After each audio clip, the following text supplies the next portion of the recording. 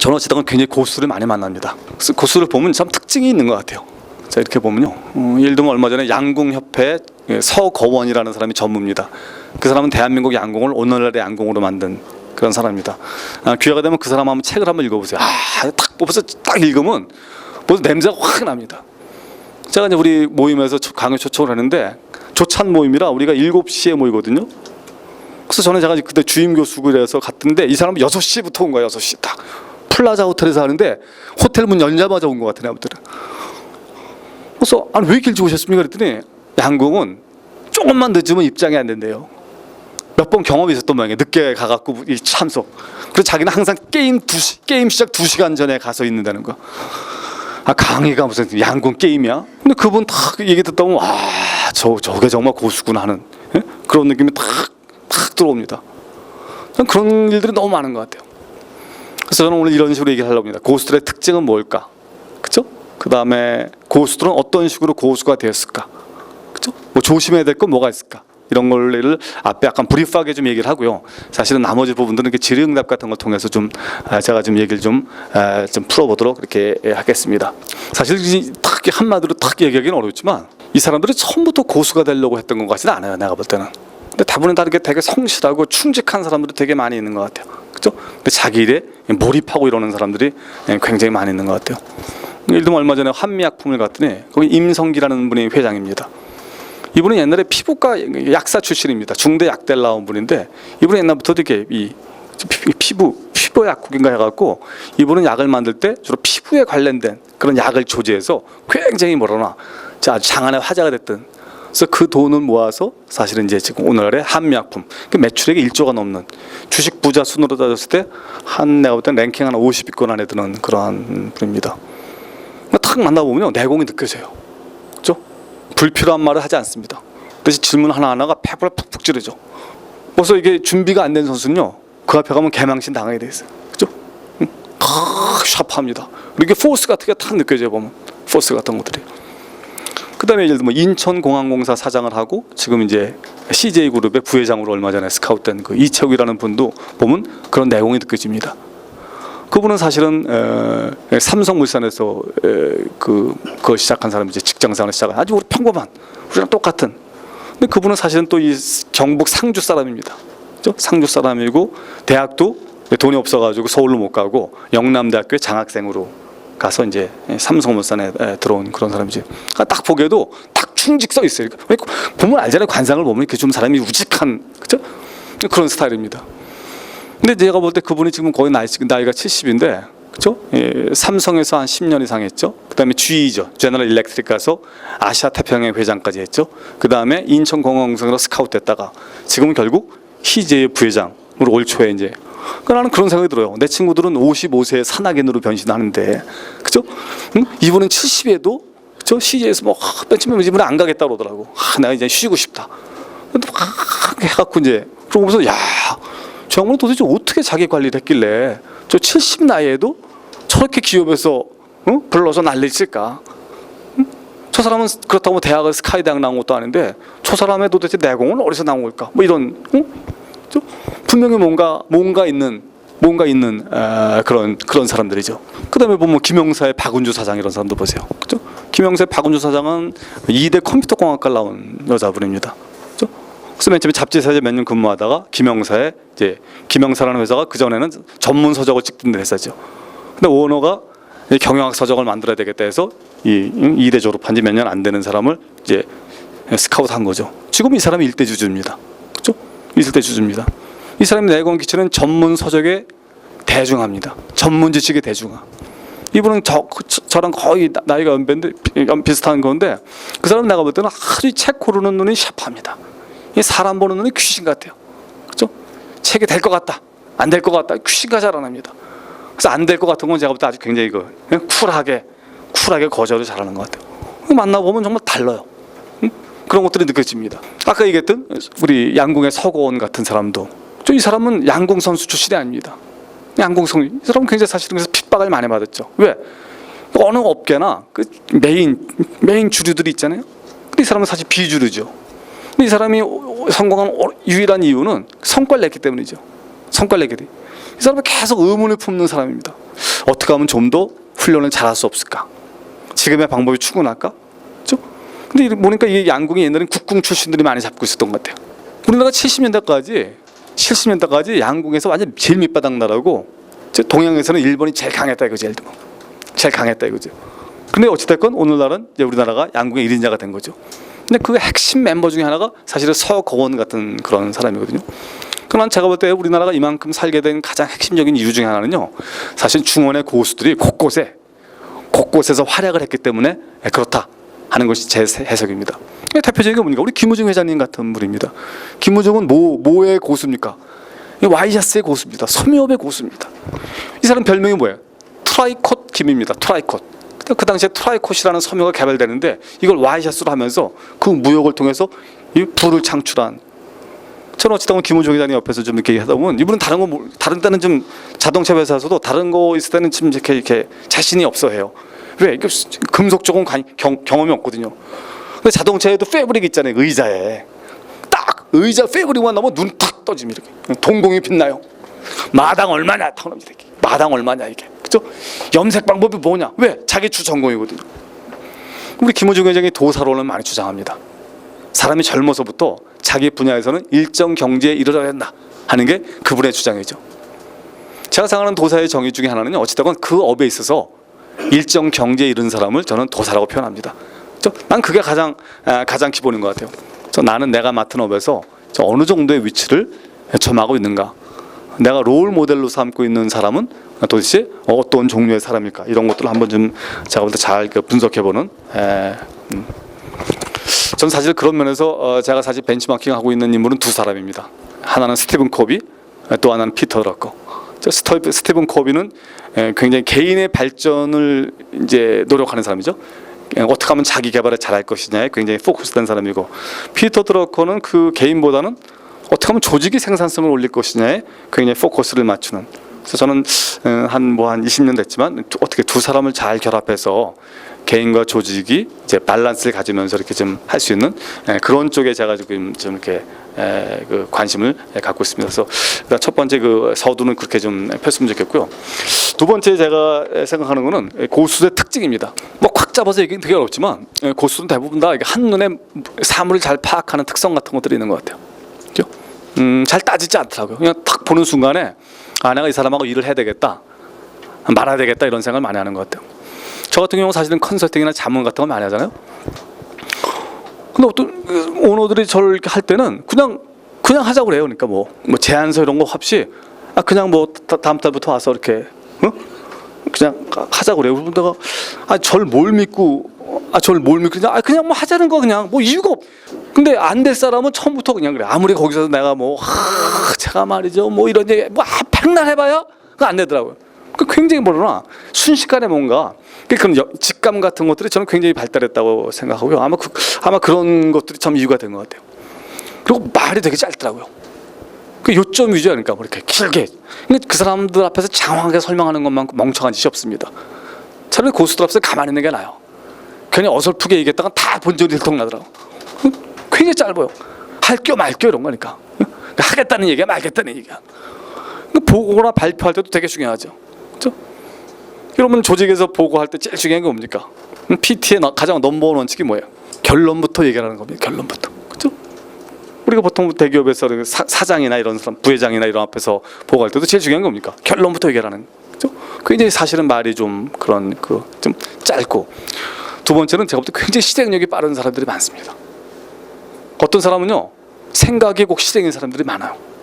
생각이 곧 실행이죠. 굉장히 빠릅니다. 물론 그렇다고 뭐 아무거나 하는 건 아니죠. 굉장히 사실은 신중하게 전략 같은 건 검토하지만 이미 하겠다라고 결정하면 정말 괜히 밀어붙이는 그런 게 많이 있는 것 같아요. 여러분 너무 회사 안에서도 보면 알 수 있어요. 실행력이 빠른 애들이 빠릿빠릿하다는 거죠. 느려 터진 사람들이 있습니다. 난 고수들 중에 느려 터진 사람은 없죠. 고수들 중에도 느긋하다 없습니다. 혹시 있으면 저한테 알려주세요. 응? 우리 오너는 느긋하더라, 세워라 내워라 맘만 들더라 하는 오너나 사장 있으면 저한테 알려주세요. 꼭 한번 취재를 한번 가보고 싶어. 난 눈을 씻고 찾아도 없는 것 같아요. 눈을 씻고 찾아. 한미약품의 임성규 회장, 이 회사의 모토는 스피드입니다. 스피드. 그렇죠? 이 회사가 사실은 후발주자지만 굉장히 사실 제약업계에서 빨리 나가는 이유 중에 하나가 의사결정이 무지하게 빠릅니다. 그렇죠? 의사결정이 팍팍팍 결정하는 것들이죠. 여러분 사실은요, 대한민국이 사실은 굉장히 잘 나가게 된 이유 중에 하나는 뭡니까? 스피드입니다. 스피드입니다. 저는 책을 소개하는 사람 아닙니까? 그래서 얼마 전에 제가 이건희 회장 개혁 20년 이건희 어쩌고저쩌고 이런 책을 제가 한번 소개를 한 적이 있는데 그 책에 보면 이건희 회장이 그런 얘기를 많이 해요. 지금 이제 우리나라가 R&D에 투자를 많이 하잖아요. 근데 이 사람이 생각하는 R&D 전략의 넘버원은 뭐냐면 월반식 R&D입니다. 월반식. 여러분 월반이라는 거 아시죠? 월반. 1학년에서 5학년도 뛰는 거예요. 그러니까 우리가 정상적으로 리니어하게, 그렇죠? 스텝 바이 스텝으로 가서는 절대 선진국을 따라잡을 수 없다는 거예요. 그러니까 이 사람이 생각하는 거는 잘 가능성이 높은 것, 거기에 모든 시간과 자원을 집중해서 확 뛰어넘자는 거죠. 반도체 같은 것들이라든지 디스플레이 같은 것들을 뛰어넘는 게 대표적인 거죠. 그렇죠? 대표적인 것들이죠. 전 그런 것들이 사실 그러니까 벌써 보는 시각 같은 것들이 다른 것들이에요. 난 고수들한테 느끼는 것 중에 가장 중요한 게 그런 것 같아요. 여러분 요즘 보면요, 제약업계는 영업사원이 사장을 하다가 지금은 R&D 출신들이 사장을 하고 있습니다. 조금 그게 보면 굉장히 큰 트렌드 중에 하나입니다. 이유가 뭔지 아세요? R&D에 너무나 많은 비용이 들어가는데 R&D를 모르는 사람이 사장을 해갖고는 이 돈을 어디다 쓰는지 알 수가 없다는 거예요. 그죠? 제가 한번 그 회사 워크샵 때 가서 내가 그 R&D에서 투자하는 걸 이제 이렇게 보고 봤는데 나도 이렇게 뒤에서 구경했는데 저도 화학을 전공했지만 나 그렇게 복잡한 화학식은 처음 봤네. 그리고 제약 쪽은 왜 이렇게 이름이 어려워요? 뭐 발음도 못 하겠더라고. 그러니까 어설픈 놈은 사장을 시켜도 할 수가 없는 거야. R&D에서 예를 들면 1년에 한 2-3천원 거 쓰는데 뭘 알아야지 갔다가 뭘 할 거 아니에요, 사실은요. 전 그런 면에서 사실은 굉장히 발상도 빠르고 사실은 행동이 굉장히 빠른 것 같아요. 행동이 굉장히 빠른 것 같아요. 전 그런 면들도 사실은요, 제가 이렇게 좀 고수를 보면서 좀 느꼈던 그런 사실 중에 하나입니다. 또 고수들의 특징 중에 하나는요, 막힌 데가 없는 것 같아요. 그렇죠? 막힌 데가 없는 것 같아요. 그런 느낌 아시죠, 이렇게? 그렇죠? 갑갑한 사람들 있잖아요. 여러분 그런 사람 이제 고형 숨이 칵 막히는 그런 고수라는 건 사사무의 경지죠. 거칠 것이 없는 거죠. 우리가 볼 땐 대충 일하는 것 같지만 별로 걸리는 게 없는 것들이죠. 걸리는 게. 전 이제 고수들을 보면서 그런 것들 참 많이 느꼈어요. 물론 뭐 절대적인 그런 기준이 되는 건 아니지만 그게 탁 트였다는 느낌을 받아요. 고수라고 얘기하면 꽉 내 가슴까지 꽉 트였다는 그런. 하수들을 만나면 가슴이 답답해요. 그죠? 답답해요. 여러분 규정이 많다. 하지 말라는 게 많다. 직원들이 두려움에 떨고 있다는 건 뭡니까? 숨을 쉴 수가 없는 게 사실은요. 그렇죠? 그러니까 여러분들 한번 잘 보세요. 여러분들은 무슨 일을 할 때 거리낌이 없습니까? 아니면 뭐 걸림돌이 많습니까? 난 사실 그것도 우리가 고수냐 하수냐를 따질 때 저는 굉장히 중요한 지표 중에 하나인 것 같아요. 그리고 고수들은 보니까 자랑하지 않더라고요.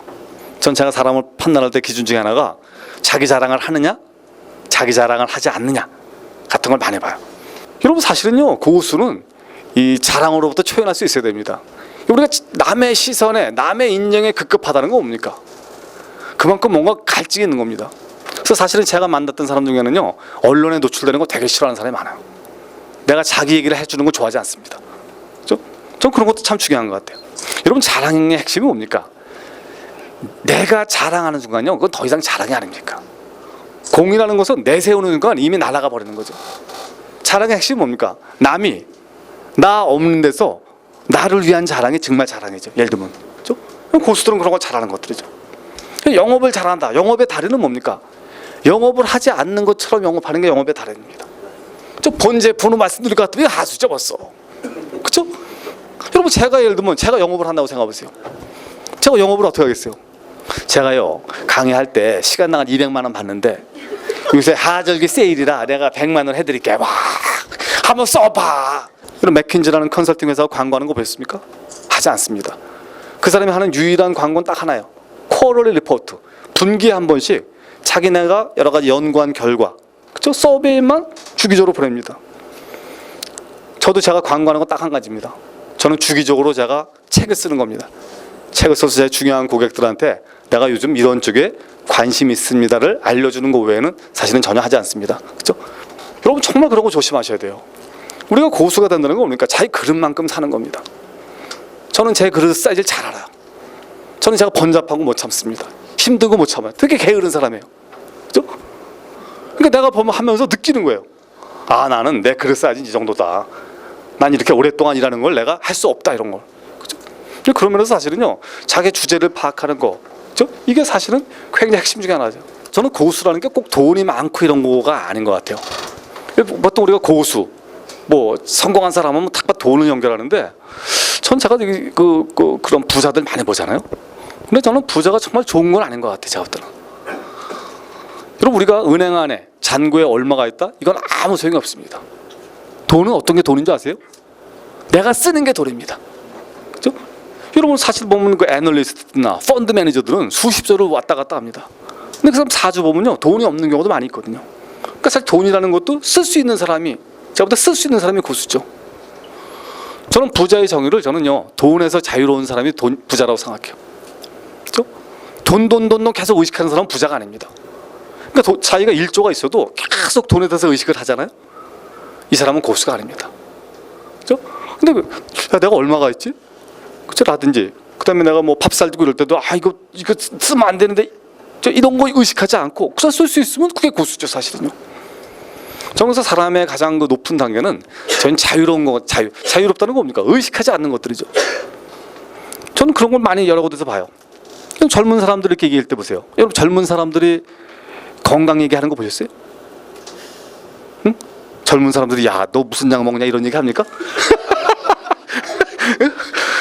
내 친구들 만나면 약자랑해, 약자랑. 너 무슨 몇 개 있니? 뭐 아니 고혈압 여러분, 왜 나이가 들면 건강 얘기를 할까요? 건강에서 자유롭지 못하기 때문에 그렇습니다. 그러니까 우리가 고수라는 거 뭡니까? 자유롭게 살 수 있는 게 고수입니다. 그러니까 사실은 건강 같은 것도 그런 것 같아요. 젊어서부터 건강 관리 잘하면요, 정말 자유롭게 살 수 있어요.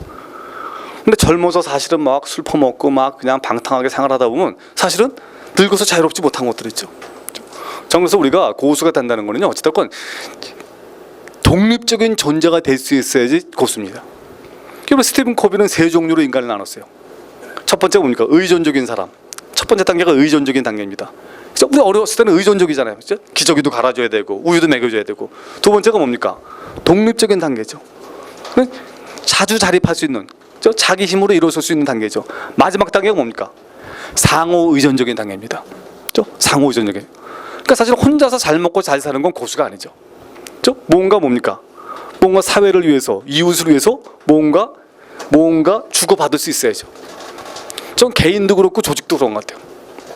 그러니까 제가 드리고자 하는 핵심 메시지 중에 하나가 뭐냐면요, 고수는 단순히 무슨 직급이 높다라든지 돈이 많다라든지 라고 생각하지 않습니다. 저는 고수가 되기 위한 가장 중요한 것 중에 하나는 저는 철학적 뼈대라고 생각해요. 난 그게 핵심이라고 생각해요. 여러분, 개인도 그렇고요, 조직도 그렇습니다. 철학적 뼈대가 없잖아요? 그럼 그건 아무것도 아닙니다. 그럼 고수의 가장 중요한 핵심 중에 뭡니까? 철학적 뼈대하고 자기 관리입니다. 전 국가도 그렇고 조직도 그렇고 개인도 그런 것 같아요. 철학적 뼈대죠. 전 그러면서 제가 제일 좋아하는 것 중에 하나는 이겁니다.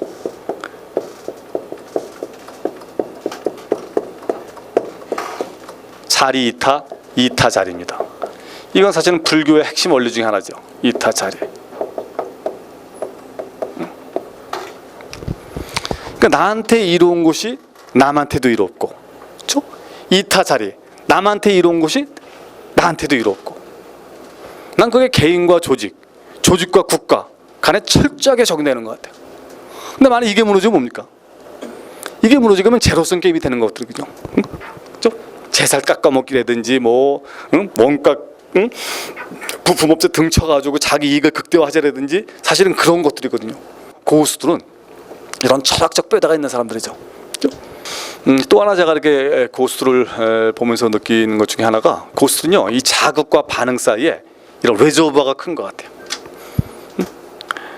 우리가 보면 이런 사람들 있죠. 탁 하면 그냥 탁 말을 하는 순간 타타닥 반응이 이렇게 타닥 뭐가 이렇게, 그렇죠? 뭐 무슨 싫은 소리 하면 파바박 쏴대는 사람들 있잖아요. 그죠? 파바박 따라 청소하듯이 파바박, 그죠? 태클 내는 다른 애들 타닥, 그죠? 그 사람들은요, 자극과 반응 사이에 아무것도 없는 사람이다. 굉장히 돌아간 거죠, 감정적으로. 그럼 감정적으로 돌아야 하는 거는요, 일을 그르칠 가능성이 부작용 높습니다. 우리가 잘 산다는 게 뭡니까? 잘 산다는 건 이런 감정의 레저버가 충분한 겁니다. 그래서 어떤 외적인 자극이 오더라도 바로 반응하지 않고 잠시 멈춰서, 그렇죠? 반응을 선택하는 거죠. 그 스티븐 코비가 얘기하는 주도성, 성공하는 사람의 주도성의 넘버원, 주도적이라는 게 바로 그런 개념이거든요. 전 그게 제가 볼 때는요, 그게 정신적인 근육을 키워야지 저는 가능한 일이라고 생각해요. 그 구글에서 얼마 전에 지난번에 저한테 주신 책, 너의 내면을 검색하란가? 그 책의 핵심이 딱 그거더라고 보니까요. 그렇죠?